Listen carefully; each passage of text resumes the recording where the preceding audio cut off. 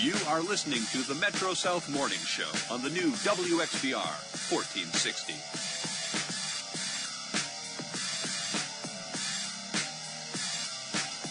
.38 here on AM 1460, the new WXBR. You are listening to the Metro South Morning Show, PM in the AM. Peter Czymbor and Mike Paiva here with you on this Monday morning. And joining us now in studio is the mayor of Brockton, Bill Carpenter. Bill, good morning. Welcome to the program. Welcome back to Brockton after spending some time in Washington, D.C. Great to be back in the City of Champions. Yeah, I got in late Friday night and had an action-packed weekend. But before I go, I'll be happy to fill you in on a few details from attending the U.S. Conference of Mayors winter meeting in Washington, D.C. Had some great opportunities to begin building relationships with people in federal government, and that I hope in the long run will benefit the city of Brockton as we compete for grants and projects and look for federal assistance in other areas. And also great to be back on PM in the AM. Oh, thank you. Which you realize I am now following you on Twitter. Oh, we did realize that, and Okay. we thank you. All right, there we go. All right, so I'm becoming, tweet proficient now. So it's I'm working on it. Still not tweeting quite as much as I should be. But if people want to follow me on Twitter, at Mayor Bill Carp, I tweet several times a day if people want to follow what's going on in the mayor's office. And it will tie into a much bigger initiative we can talk about this morning also, is that we'll be rolling out a new city website somewhere around March 1st. And among many of the new features on the website will be links to social media, which will be one of the many improvements to the website. So, but in the meantime, I do want to share with your listeners, and I apologize for being a few minutes late for my commitment this morning. Unfortunately, there were 2 shootings in the city last night, and I just completed a briefing with Chief Gomes, my second briefing since the shootings. Approximately 9:30 last night on Union Street, which is off of Main Street just south of the downtown, there was a drive-by shooting with a person hit. And then a short time later, there was a second drive-by shooting on Vine Street, which is off of North Main Street on the north side of the city. Neither victims are considered to have life-threatening injuries. Any idea if they're connected, which Bill? does not lower my level of concern anymore. But bear with me 1 second. I'm having technical difficulties here. Technical difficulties meaning his This microphone is like this. microphone wrapped around the. Who did that? I'm going to blame Hank from Friday night. Yeah, why not? Hank's an easy target. Why not? So continue, Bill. So I'm sorry. So the second shooting, in both cases, the injuries are not considered life-threatening. That does not lower in any way my level of concern. Bullets have been flying around this city for some time. It's absolutely the number one focus of my administration, is to turn the tide on crime, and in particular violent crime. And I think it will be a very high-profile issue in the city over the next few weeks as I look to make changes. And I think there are no secrets in what my approach will be, because I put out my 10-point plan during the campaign in writing, in detail. So I think that it's been, and reviewed again recently in the newspaper. We do have a plan. I have someone that I want to implement that plan here in the city, and I'm moving forward on that. But, in terms of the 2 shootings last night, we had detectives. Detectives have been up all night and continue this morning with the investigations in both shootings. We do not know yet at this time if the 2 shootings are related. That's one of the obvious questions when you have 2 drive-by shootings that happen within a short time frame. But both shootings are actively being investigated. I have great confidence in the men and women of the Brockton Police Department. I know detectives are hard at work in the investigations, and so, job one will be to solve last night's shootings, but I think it's more a symptom of the bigger problem, and that is that we've just got to get the guns and the drugs off the streets of the city, and that's what we intend to do. And I will be looking for the support and the cooperation of the City Council. This is not a partisan issue. The campaign was last year. The election is over. Right now, the biggest issue, the biggest problem in our city is violent crime. And the only way that we're going to have success in turning the tide on the violent crime is by everyone pulling together and working together. And so I am already working closely with the City Council. I spoke with most of the councilors last night on several topics, and over the next few weeks, I'll be making a major announcement at the end of this week regarding the immediate future of the Brockton Police Department. I have filed an ordinance with the City Council that will have its first reading tonight and will be referred to an ordinance committee public hearing next week. And as soon as that's announced, we'll let everyone know when that's going to be. I have filed an ordinance to give me the ability to appoint a civilian police commissioner for a term of up to 1 year if the police chief's job is vacant. I think that it's critical for me to be able to put the person that I want in place to implement a new approach on fighting crime in the city. And we're prepared to bring a lot of additional resources into the city. And I fully support, again, the men and women of the Brockton Police Department. I think we have a great police department. It's clear, though, that we're losing this war on crime right now. We are outmanned and outgunned, and I need to get additional agencies and resources in here. We need to start taking some new approaches, and we are prepared and ready to do that. And that ball was already put into motion before last night's shootings. Clearly, the announcement was in the paper regarding Chief Gomes' future. And also I already filed that city council ordinance. I filed that ordinance with the city council last week while I was away in Washington. Yeah, you mentioned that you had a briefing this morning with Police Chief Emmanuel Gomes. He will cease being Police Chief Gomes come February and will become Captain Gomes, and you'll be moving forward with someone else at the helm of the Brockton Police Department. Why exactly did you go into that direction? Well, let me clear a couple of misconceptions. First of all, Chief Gomes and I have an excellent personal relationship. We've always been, we're not close friends, but we've always been friendly. I hold Chief Gomes in the utmost respect. I think he's a good man. He's a good police officer. And what's important to note here, Peter, when Chief Gomes returns to his rank of captain, he is still going to continue to be a very important member and a key figure in the Brockton Police Department. And so, I have to state that very clearly. As I said to you just a minute ago, though, Peter, clearly I have a plan to make some changes. I believe it's time that what we've done up to this point has not worked. And again, it's not a criticism of the Brockton Police Department, but the fact is that we need to try some things differently to turn the tide. And I think that, I campaigned on my 10-point plan to restore safe neighborhoods to the city. I had Bob Hayden at my side at many public appearances regarding public safety to introduce him to the community. Bob Hayden has also spent time with all 11 city councilors in individual meetings with me back in the month of December.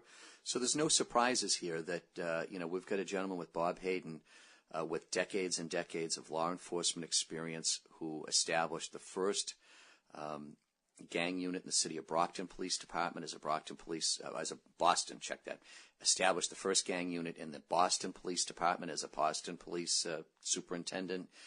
He went up to Lowell as police chief and did some great things in reducing crime up in Lowell.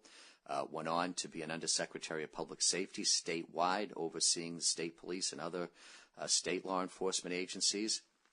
And he has already done a tremendous amount of work in identifying and building coalitions with federal, state, and county law enforcement agencies that he has long-standing relationships with. And we need to bring in additional resources and have them work with the Brockton Police in support of the Brockton Police to get after the gang problem in the city, guns, drugs. And we're prepared to move forward and do that. And the first step in that process is my filing of the ordinance with the City Council that would allow me to appoint a civilian to lead the police department for a period of up to 1 year. And that's the game plan. We will certainly, I'm very respectful of the council's role in the process, and so there will be a public hearing on that ordinance sometime next week, as soon as that is scheduled later tonight or tomorrow by Councilor Ian Erie, who chairs the ordinance committee. And I will appear and state my case publicly. But again, I think from people I'm speaking to around the city, and again, prior to last night's most recent shootings, I think we have overwhelming support across the city. I think residents in the city are ready for some changes. They're ready for a new approach. They're frustrated, as we all are. And the fact of the matter is that if we're going to get the city of Brockton back on track, and we're going to get this economy going again, and we're going to get jobs created in the city, and we're going to convince families to move into Brockton and buy their first home here and get these vacant abandoned properties reoccupied, being successful in all of those areas, I feel, is contingent on having some success in the fight against crime. We've got to reduce the violence in the city. It's absolutely the number one issue we face. And again, it's a nonpartisan issue. There's no one who's in favor of people getting shot in this city. I don't think there's anyone who's in favor of gangs operating in this city. I don't think there's anyone who's in favor of drug dealers openly conducting business across this city. So, that being the case, I'm asking the public and I'm asking the councilors for their support to rally behind me as I look to bring us in a new direction with public safety. Now, it was noted in the newspaper this weekend when the story about Chief Gomes came about that he has a contract with the city that extends far beyond February, when he will become Captain Gomes, as opposed to being Chief Gomes. And there was some questioning, I believe, from the city council on what the deal is with him being paid per his contract, and how will the city get money to pay for this new commissioner. How will you do that? Sure.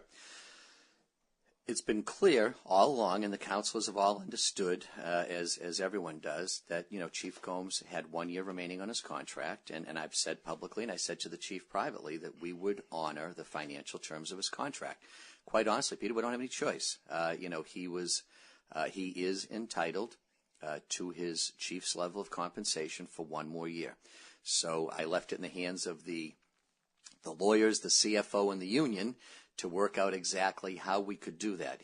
Chief Gomes was also guaranteed the right to return to his rank of captain, which he expressed a desire to do. So I think we've handled this professionally. We've honored our commitments to Chief Gomes. Any additional expense will be the cost of the replacement of Chief Gomes. We owe Chief Gomes the money for the upcoming year. And if Chief Gomes chose to retire, we still would have had to pay him the full salary for the year. So I think that Chief Gomes has shown, great leadership on his part by agreeing to continue to serve the city as a captain. The difference in pay between captain and chief is $27,000 a year. All that really had to be worked out in the agreement was how do we make sure he receives that additional money on a proper basis over the next 12 months. Yes, someone's going to get paid to lead the Brockton Police Department, whether they're a police officer chief or they're a civilian commissioner. We are going to pay someone to lead the department, and absolutely that costs money. I don't think that's the place in the budget that we're looking to nickel and dime right now. We have we have an annual operating budget of like $330 million. I don't think that whatever the exact price tag is for one additional person working in the police department, that is not a budgetary decision to me. The budgetary decision is I've got to find the money in the budget someplace else and shift it over. I don't think there's a more critical need in the city right now than public safety. This is the plan to make the streets of the city safer. And, no one's more committed to holding the line on taxes than I am. No one's more committed to finding ways to save money within the daily operation of city government. And folks will hear a lot about those topics from me over the course of the next weeks and months. However, the time for that discussion, that is not an issue to me in terms of what it costs for one person to run the Brockton Police Department when we are faced with what the residents of this city are faced with. I don't think the public has a problem. We're talking about hiring more police officers. Everyone supports hiring more police officers. Well, I'm going to hire one more right now, and that person's going to lead the Brockton Police Department. You mentioned Mr. Hayden a few times during the course of this interview. You also mentioned that towards the end of the week you'll be making a major announcement, presumably of who the new police commissioner will be. Safe to say that Mr. Hayden will be involved to some degree? Mr. Hayden is, and I said this throughout the campaign, Peter, Mr. Hayden is going to be, my key advisor on public safety issues and has been since throughout the campaign. I have tremendous confidence in Bob Hayden. I think we have a unique opportunity to have someone with his stature, with his experience, with his know-how, with his leadership, who's willing to come to Brockton and help us. This is not a guy who is looking for a job. This is a gentleman who I asked to come help the city of Brockton. And sure, the exact specifics of what we'll announce on Friday hasn't all been worked out yet. The agreement with Chief Gomes was just signed off during the day on Thursday. I got back from D.C. late Friday night, and obviously I will be meeting with key city officials and advisors over the course of the next few days, and we will announce a game plan on Friday. We talked at the top of this interview about your foray into social media yesterday. Something interesting coming to you on social media where you said you stood by comments you made during one of the debates you had during the campaign with Linda Belzotti in relation to the Elm Court Hotel. And the reason that became a story over the weekend is because the Enterprise ran a story talking with the owner of the Elm Court Hotel. It was an article that was actually written towards the tail end of 2013, written by Morgan True, who actually left the Enterprise at the tail end of 2013 to go work for a newspaper in Vermont. You'd made some comments about the amount of criminal activity happening at that hotel over the course of time. He was a little defensive to your comments, as you'd expect, and you stood by your comments. I stood by him, and the reason I responded, I did not initiate that conversation, so to speak, on media. I responded to a high-profile article that ran in yesterday's Sunday Enterprise on the front of the second section that, in its sub-headline, referenced me and my comments about referenced a comment that I made during a debate during the mayoral campaign. So the purpose of my post yesterday, Peter, was simply to set the record straight, because unfortunately the article did not use a direct quote of what I said, but it used a couple lines that were not entirely accurate. So what I simply did is I went back, I went online and looked up the YouTube video of the debate and got my exact line, because if we're going to make a high-profile newspaper story about something I said during the campaign, let's get it right. Let's use the exact quote, and then I'll either defend it, amend it, or apologize for it. I'm sure, said a number of things during the course of the campaign that, in retrospect, I wish I hadn't said. This wasn't one of them. So I went back and looked at the exact quote, and you have the benefit of the computer. You can read it, but it was something along the lines that I said, go down West Elm Street, take a ride by the Elm Court Hotel, and watch the revolving door of drug transactions and prostitutes running in and out of there. Something along those lines. You guys, I'm sure, have the exact quote. You can read it. I posted the exact quote word for word. And I posted that in response to the article that I felt was, in a way, was the owner of the establishment using the newspaper article to kind of, take a shot at me and portray that I had said something, unfair or wrong. So I went back and I said, Jeepers, I got to go take a look at exactly what I did say. And I went back and I looked at that line and I said, you know what? I would say it again today. So if you're willing to say it as a candidate, then you ought to be willing to say it as a mayor.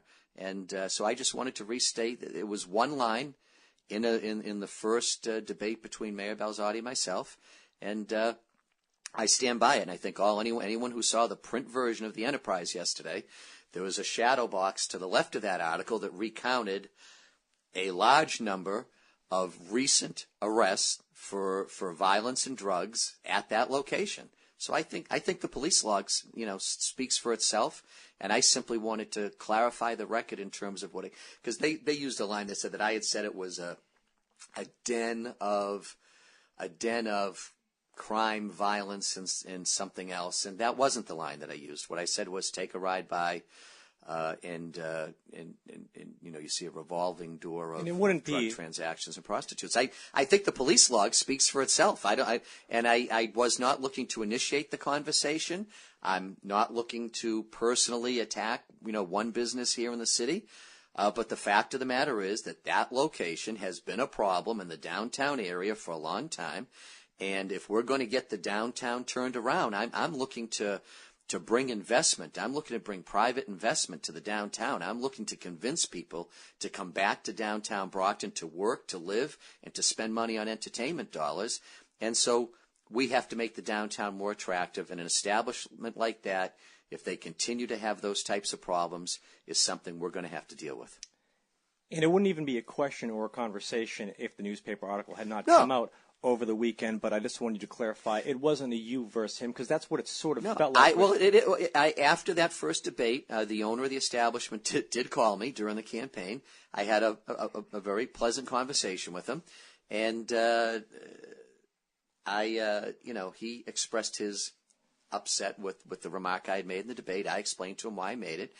But I understood. I told him, it's probably not right for me to be publicly during a campaign targeting one particular establishment because it's not the only address in the city we've got problems at. That's very evident.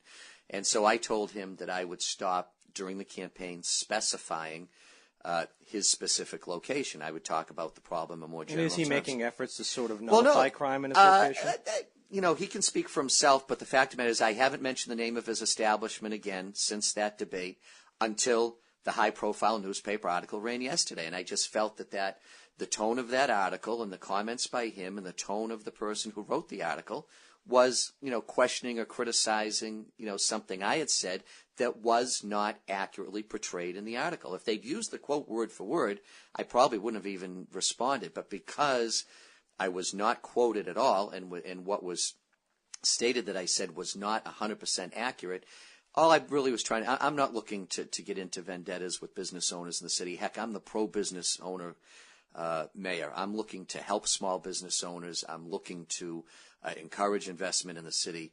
But I am also looking to clean up the city. And I felt it was necessary because that article had run. I simply was setting the record straight as to exactly what my quote was. And all I simply stated was I still stand by the quote. I know we're short on time. We're chatting with Bill Carpenter, Mayor of Brockton, here on WXBR. I believe there's an event this week in relation to real estate in Brockton being held.